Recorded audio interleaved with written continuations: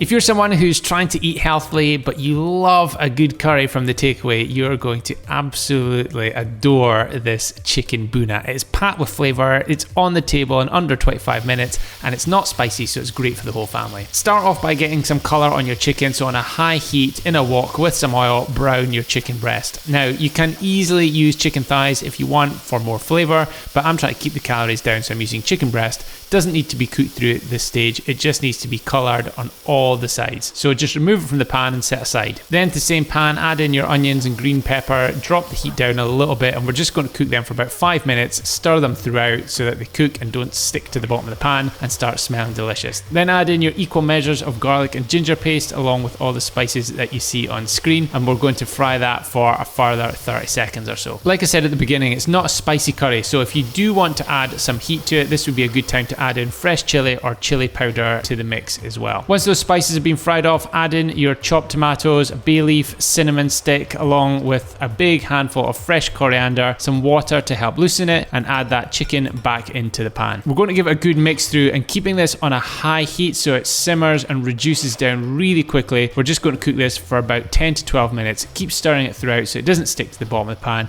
And Bhuna is a really thick curry, so it should look a little something like this. Hey, sorry for the interruption, but I've got a super quick favour to ask. If you could either click like, drop a comment below and let me know what you think of this recipe, or subscribe, I would really appreciate it. It has got absolutely nothing to do with my ego. It just means that if you interact with this video in some way, YouTube is more likely to show it to others so that more people get a chance to cook my recipes. Thanks in advance. Now back to the recipe. Serve with the usual accompaniments, garnish with some fresh coriander and get stuck in. As always, if you'd like this full recipe along with a load of other curries, you can get them in my app. There's a link to download it in the description below.